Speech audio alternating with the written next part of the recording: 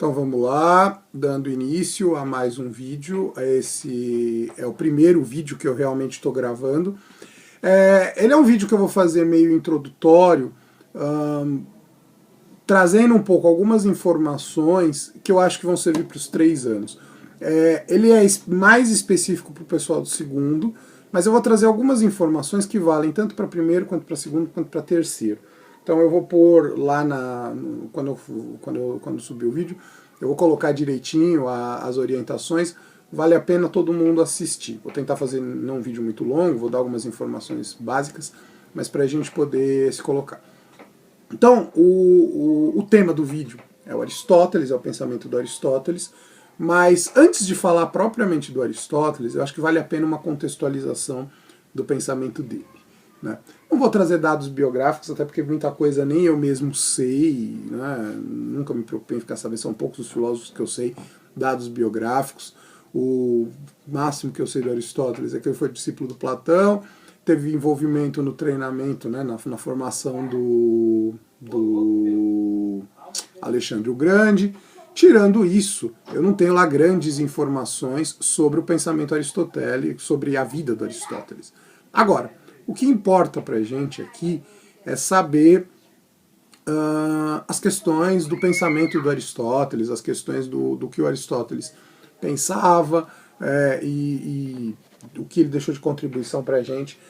Pensando no segundo ano, principalmente na questão da ética, mas pensando também no primeiro ano na questão do conhecimento, e no terceiro ano, pensando um pouco nas contribuições políticas. Eu não vou entrar muito na política aristotélica do que eu vou falar aqui, aliás, eu não vou falar praticamente nada da política aristotélica nesse primeiro vídeo, mas pode ser que de repente tenha alguma contribuição aí, tem algumas questões que eu acho que valem a pena a gente saber. Então vamos lá.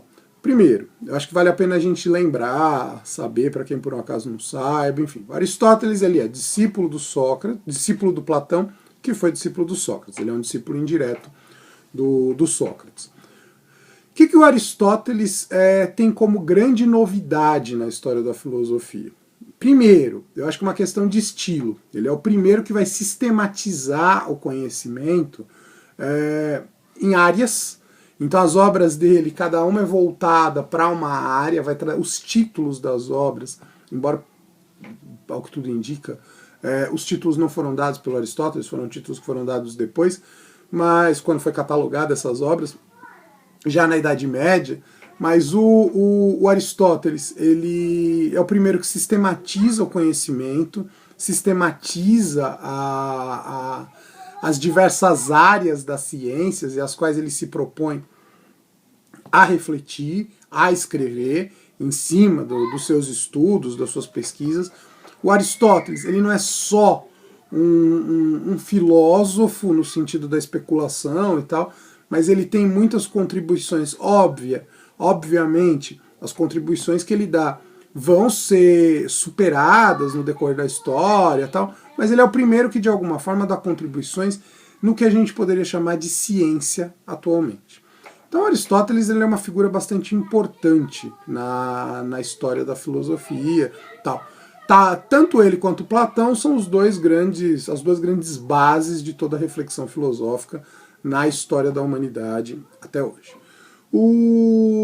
E assim, mais importante do que a gente falar propriamente agora, nesse primeiro vídeo, do Aristóteles, é falar um pouco da polêmica que existe entre Platão e Aristóteles. Platão, como eu disse, foi mestre do Aristóteles.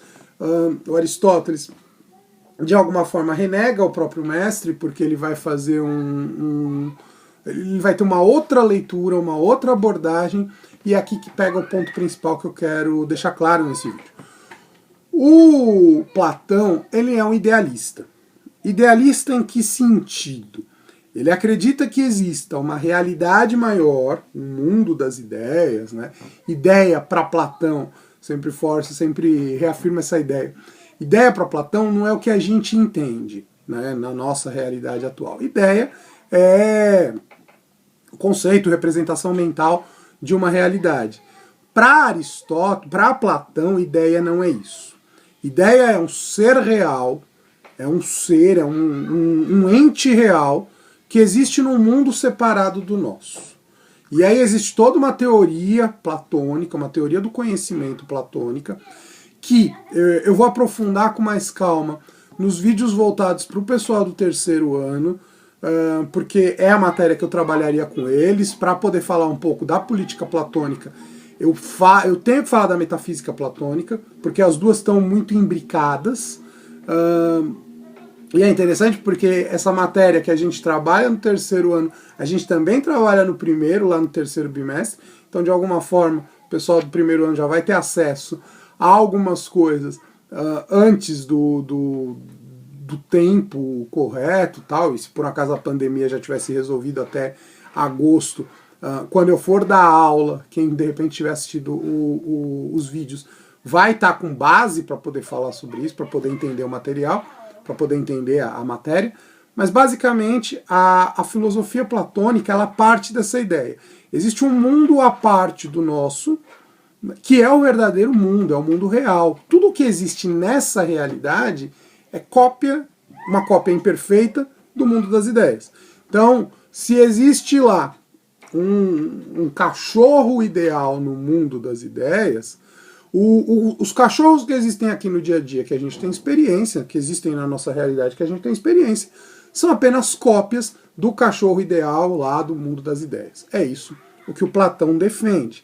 E aí ele tem toda uma teoria do conhecimento, como eu disse, eu vou trabalhar com mais calma em outros vídeos, quando eu for falar disso para o terceiro ano, que é matéria para o terceiro ano,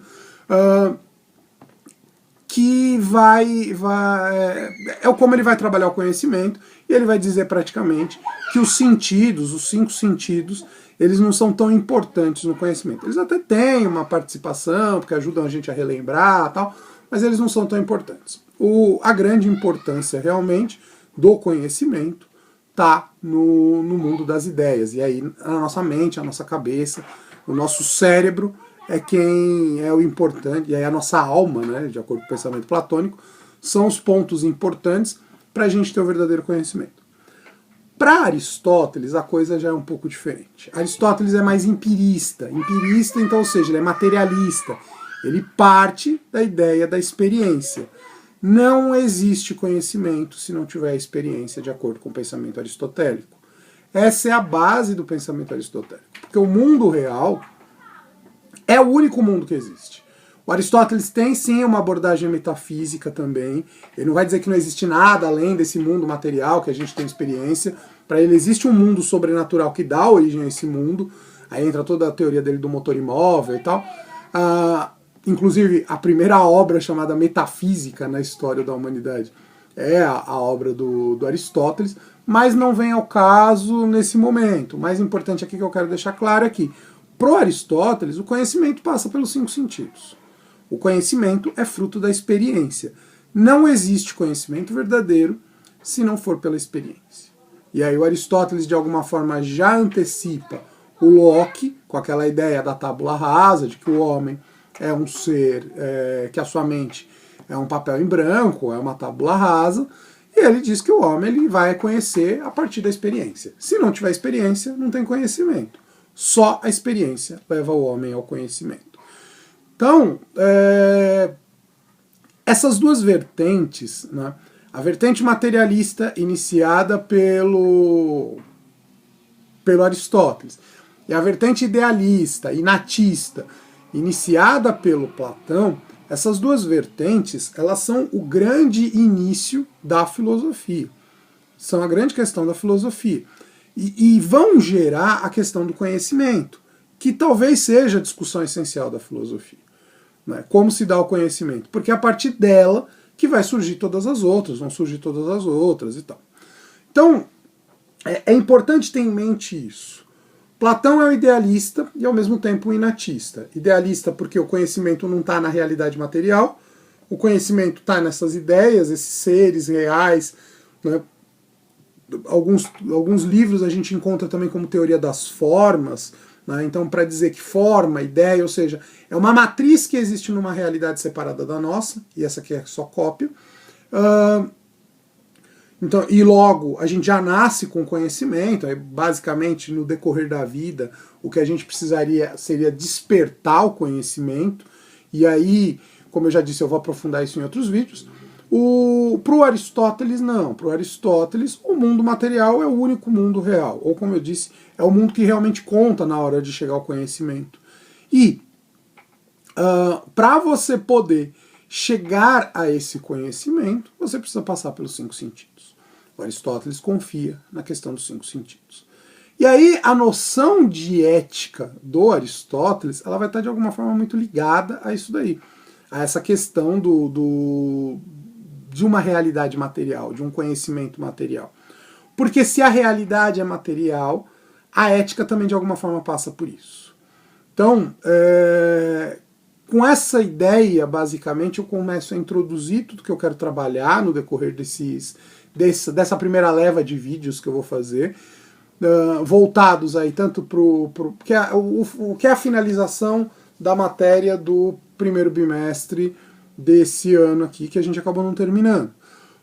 Então, basicamente, a essência do que a gente vai discutir em filosofia passa um pouco por isso aqui, por essa diferença entre o pensamento platônico e o pensamento aristotélico. O pensamento do Platão e o pensamento do Aristóteles. Um é um idealista, um inatista, o outro um materialista e ao mesmo tempo empirista. Então, idealismo por causa da teoria das ideias, inatismo porque o conhecimento é inato, a gente já nasce com ele, inato é isso, é algo com que a gente já nasce, já vem de nascimento. Materialismo porque é a realidade material, pensando no caso do Aristóteles, materialismo porque conta que é a realidade material, não uma realidade ideal, e empirista porque vem da empiria, da experiência, do contato que eu tenho com as coisas, seja ele contato direto ou indireto. O conhecimento não surge na nossa mente, a não ser que não seja pela experiência. Então, basicamente, é isso que a gente precisa ter em mente agora, para a gente começar a avançar a matéria, seja para o primeiro, seja para o segundo, seja para o terceiro. Então, esse vídeo aqui eu vou colocar como indicado para todos os anos, embora não seja especificamente matéria do primeiro, embora não seja especificamente matéria do terceiro, e na verdade eu nem entrei na matéria do segundo, mas ele é um vídeo interessante para a gente poder começar a introduzir toda a matéria que vai ser trabalhada no decorrer desse restinho de primeiro bimestre aqui, que é a matéria que eu acabei não trabalhando por causa da quarentena. Então, eu vou encerrando essa primeira parte. Lembrem, fiquem em casa, cumpram a quarentena, respeitem as orientações da OMS, sempre lembrem disso, e eu passo para a segunda parte do vídeo.